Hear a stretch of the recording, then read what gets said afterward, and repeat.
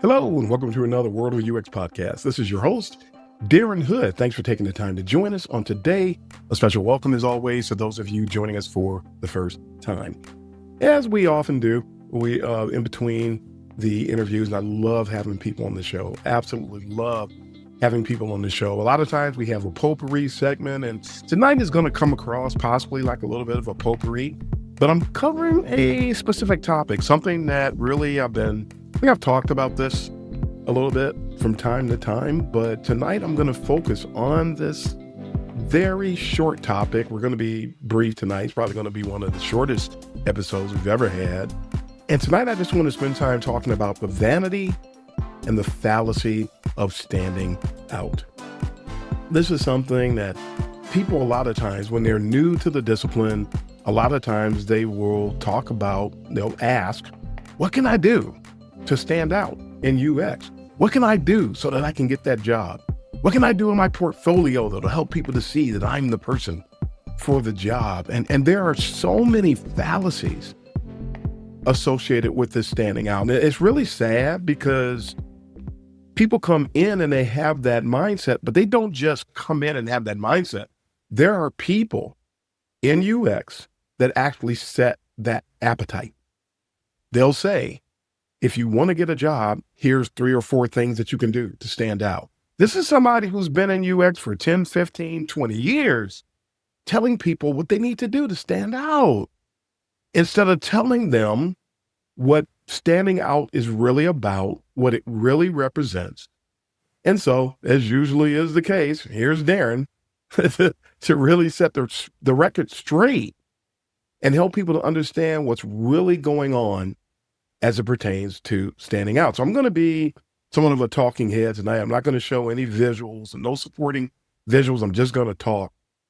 So this is straight up podcast with no visuals on tonight. So for those of you who are not watching by way of video, this is going to come across the way we used to the first 4 years or so of the podcast. I just want to talk to you tonight about this, again, the vanity and the fallacy of standing out. So again, people get started in UX. Somebody helps set that appetite. They'll say, you need to do X, Y, and Z to stand out. I'm going to tell you what you need to do to succeed. How about that? And somebody will say, well, Darren, you're splitting hairs. No, I'm not. People talk about standing out. That's a fallacy. And then when you have the goal of standing out, you're not going to do what it really takes to do what you're trying to accomplish. So please know and understand, while it may appear that we're splitting hairs, we're really talking about doing things the right way. And there is a difference between being qualified and standing out. There are people that stand out that are not qualified. There are people that stand out that don't care anything about UX. There are people that stand out that do not bring value. We're going to talk about the right way to proceed if you really want to be successful in, and I'm going to say it again, pure UX. People get angry at me when I say pure UX, but really, if you love the discipline, you understand what I'm saying. If you love and respect the discipline, you understand the importance of embracing pure UX, because there is pure UX today and there is a cult of UX, and people should want the former and not the latter. So just a few things. Number one, what can I do to stand out? It's the wrong question. It's flat out the wrong question, folks. Instead of saying, what do I need to do to stand out? You need to be finding out what you need to do in order to succeed. So again, we're going to talk about that. What does standing out really mean?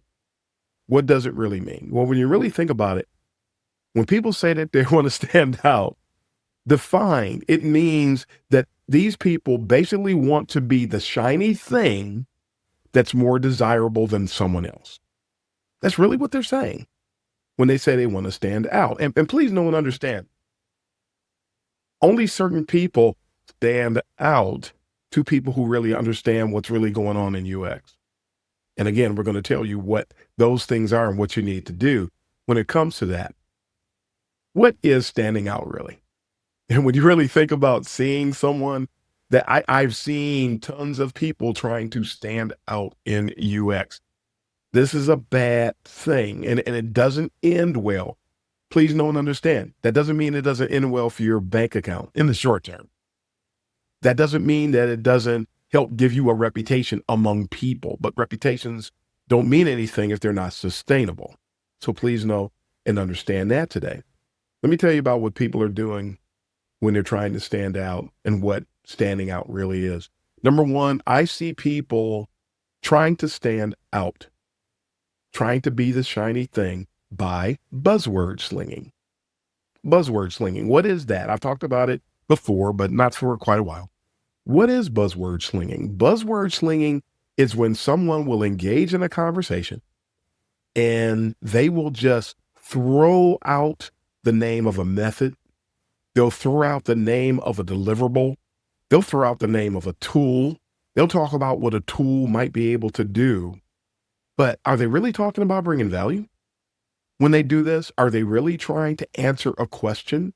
Are they really trying to help drive success for the discipline, for teams, for themselves as individuals in a pure and an honest way instead of being disingenuous? No, they will buzzword sling. They will say or use a particular term that does belong in UX. It is representative of UX.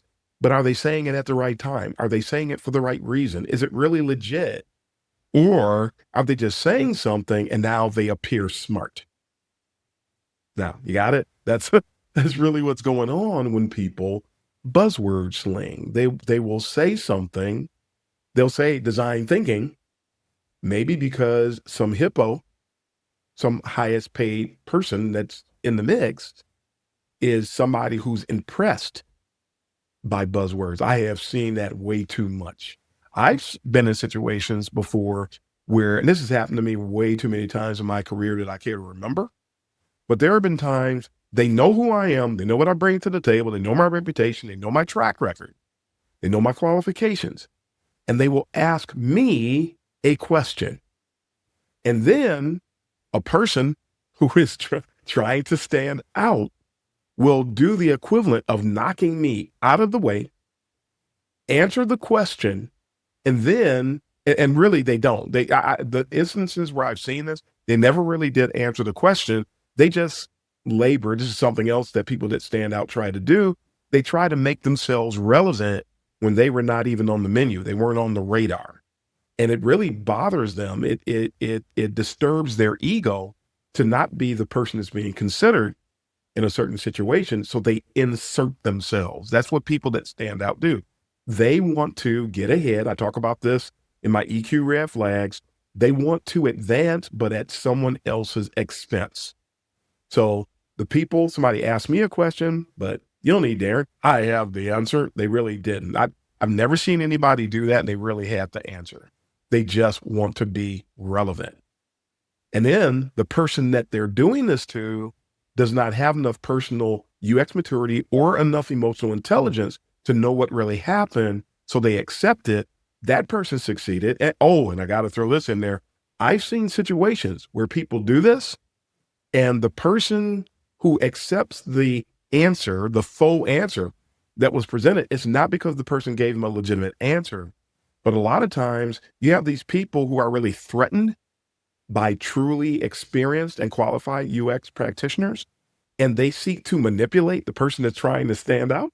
So they will accept what that person proposed, not because it was the best answer, not because it was a good alternative that we need to examine. I'm all for that if you do that, and not knocking somebody out and doing it, by the way, but they'll do it only because they know that if they advance that individual, they know that that person doesn't really know what they're doing, and they want somebody in a position, what appears to be a position of authority, so that they know they can manipulate that individual. So they try to get this happens, folks. This is real.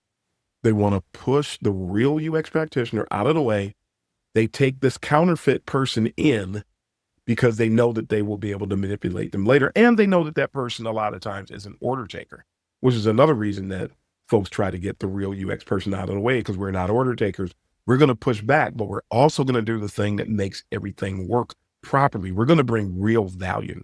Folks want no part of that. So at any rate, buzzword slinging, trying to circumvent true practitioners. Let me word it that way as far as the list goes.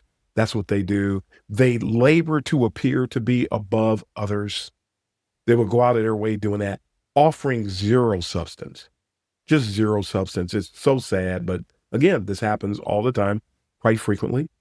But standing out, folks, it's void of merit. There's no real merit. When people stand out, they didn't earn anything. They're not really qualified. They're not really supposed to be in the role that they're in, but they don't care because they're advancing, because there's something going on from a psychological perspective. There's something going on from an ego-based perspective, and folks are all over that. And they're ignoring the fact they don't have the self-awareness to realize, you know what, I really shouldn't be in that position. And I need to step back and grow properly. They're not telling themselves that. They're getting ahead on paper. They're getting ahead in their imagination. They're getting ahead in someone else's perception. And it doesn't have to be real for those people. Some of these people, they lie to themselves so much until they believe their lies, and then they do whatever they can to execute on them. That's just the reality of it. And unfortunately, it's very real in UX today. So folks, it just is what it is. Standing out, I said this word once, I'm bringing it up again. Standing out is really a counterfeit state. It's not legitimate. And somebody will say, well, Darren, how do I know whether or not I'm a counterfeit? Well, keep studying the fundamentals. Look at the UX cycle of excellence. I presented that. You can go on YouTube. You can search for Darren Hood UX cycle of excellence. Follow that approach. Identify where you are. Don't be afraid to examine yourself with regard to a particular UX skill and then say, you know what? I really need to grow in that area. That's fine. We've all been there. And guess what? We're all going to be there. As soon as a new form factor is introduced to UX, all of us are going to start at ground zero. And then we're just going to start growing. Just make sure when that happens, after you've been doing it for 2 months, please don't start branding yourself as a leader. That's what some people are doing, going around saying that they're leaders in AI when AI didn't hit mainstream and become a key aspect of UX until the last year or so. Now, all of a sudden, after 2 months, somebody's a leader. No, you're not. You're not. And the mere fact somebody does that lets you know that there's something afoot. There's something wrong with that picture, and you need to take what's happening with a grain of salt. At any rate, standing out again, it's a counterfeit state. Standing out, basically, it's a joke. It's a joke because the people who try to stand out, they're trying to take advantage of people, as we already said this, who have a low personal UX maturity level, but those people have authority. Those people are in leadership roles, and those people will vault somebody forward. I have seen it over and over and over and over and over again, and people do it. But when people do that, the discipline of UX is detrimentally impacted. The discipline of UX takes a hit, and it's something that we have to rebound from. It's something that we have to recover from, and it's not good for anyone. It's not good for anybody. Standing out is an act of misdirection, tied to the last thing that I just mentioned. It's telling everybody, hey, look over here, but don't look at this real thing over here that's really going on. So it's an act of deceit. It's an act of deceit. That's it. It's an act of professional gaslighting. That's what standing out is, folks. It's an act of professional gaslighting. And I call it professional gaslighting because you're getting paid, even though you're not what you claim to be. And nobody seems to care. It's nothing more, folks. Standing out is nothing more than fool's gold. Remember, gold is shiny, but so is pyrite, the technical term for fool's gold. They're both shiny. They both look great, but it's not until the test is presented that you find out that gold stands the test of heat. It stands the test of pressure. It stands the test of validation. And so that's what we need today. And all you have to do is go back. Don't be a poser. Don't be a retrofit. Don't be an upstart. Don't fake it till you make it. It's easier to put forth the effort to be the real deal. And that's what we need to strive for today. So what do? Here are my recommended alternatives. And I've got 4 things listed here. Number 1, be qualified. Why not? Just be qualified. Be qualified in what you do. Learn about the fundamentals, learn about heuristics and usability, learn about information architecture, learn about the different aspects of UX research, learn about interaction and interface design, how they're intertwined, how they're dependent upon one another. Learn about how all these pillars of UX are interwoven and what they mean to the work that we're doing. And when you learn about it, oh, by the way, let me throw this in here too. People who say that they research, but they don't design, that's fine. If you want to be dedicated to research, there are a lot of dedicated researchers today. There are a lot of great dedicated researchers, and they can't design a lick. However, the more you learn about design, better researcher you will be. I'm not saying become a designer, but the more you learn about actual UX design, better of a researcher you will be, because that will help inform what you're doing from a design or from a research perspective. So please know, the more you learn about UX as a whole, if you are going to be a specialist, the better of a specialist you will be. I say that all the time, and I want to remind people about that today. So be qualified. Commit to lifelong learning. We never arrive.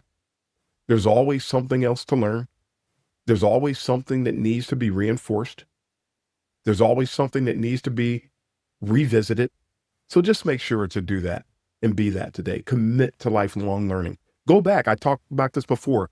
If there's a book that you've read in the past, go and read it again. You have matured. You have changed. The way you process information is sharper.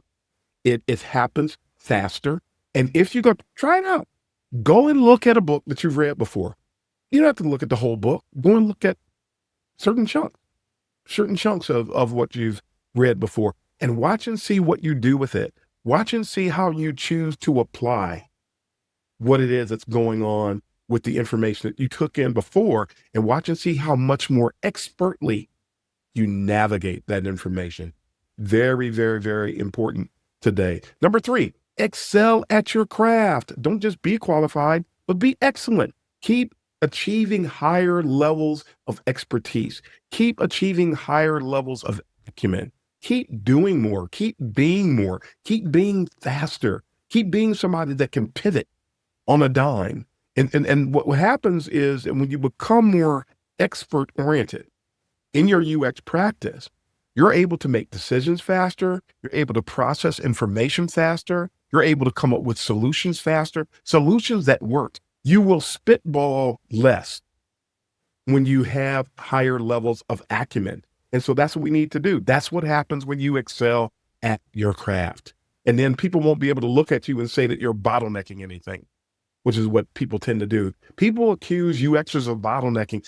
They'll take an example associated with someone, a UXer that they engage with, who was lower on the personal UX maturity level. That's not a bad thing, folks. We've all been there. Somebody who's not as developed, and then they want to ascribe their experience with that individual to everybody that's doing UX. That's an act of manipulation. That simply is not a thing. Don't believe that. Don't do it. Don't fall for it. Don't be gaslit. But as you continue to progress, you're going to make decisions faster. You will recognize potential bottlenecks, and you'll navigate around them. You'll help the entire team to get beyond those bottlenecks. So just fantastic stuff. And then number 4, the last tip, you will demonstrate a trend of bringing value. This is what you need to do. Put yourself on a track that you constantly bring value. Examine what you've done in your career. Examine what you did yesteryear and examine what you do today. Examine what you do today and examine what you do 1 month, 6 months, 9 months, 12 months down the line. And start to notice how you're developing a trend of bringing value to your teams, to your stakeholders, to your clients, to your users. And as you develop a trend of bringing value, that's going to help you to earn trust. It's going to help you to gain more of a seat at the table. And let me rephrase that, because we talk about, we need a seat at the table. You can have a seat at the table and still not be heard, folks. You want a viable and actionable and effectual seat at the table, not just a seat at the table. And we achieve that when we do this, when we demonstrate a trend of bringing value, When people see you, they'll start seeing value, or they'll start seeing value. They start expecting value. They don't expect people to just go through the motion. They don't expect people to keep telling them about how we've got to do research for 6 months before we can do anything. No, you don't have to. You can get that. You realize that we sell our own selves short, and we send our own selves down the river because we keep trying to occupy space and not embrace expertise. The more we embrace and achieve expertise, we move faster, folks. We move faster. So now we're no longer standing out. Not as what people are talking about when they talk about standing out. That's all vanity. That's all fallacy. When you truly, this is when the phrase stands out really means something. When you start to bring value. And when you get to that point, you're not saying stand out anymore. That phrase will disappear from your vocabulary. You will bring value. You will solve problems. See, solving problems and standing out, two different things. Bringing value, standing out, two different things. Achieving goals, achieving KPIs, standing out, two different things, folks. Again, standing out, the phrase standing out, for the most part, only exists in the vocabulary of people that are trying to get over. Or, as some people like to say, they're trying to break into UX. You don't have to break in if you have a key. The things I talked about, being qualified, committing to lifelong learning, excelling at your craft, demonstrating and building a trend of bringing value, it's not standing out, folks. This is knocking the ball out the park. This is scoring. This is succeeding. This is getting wins. Big difference. Big difference. So, standing out, folks, it's vain. The whole thing is a fallacy. We want to give you better things to shoot at. And when you have better things to aim at, you're going to achieve greater things. All right, folks, we're going to end it there. Short and sweet, as I mentioned. Let's not labor to stand out. Let's drop that. Please, let's get that out of our vocabulary, and let's strive to actually win of a truth today. But it is time to sign off, so we're going to end it here. This is Darren Hood, the host of The World of UX. I'm wishing everybody all the best out there. And until next time, happy UXing, everybody.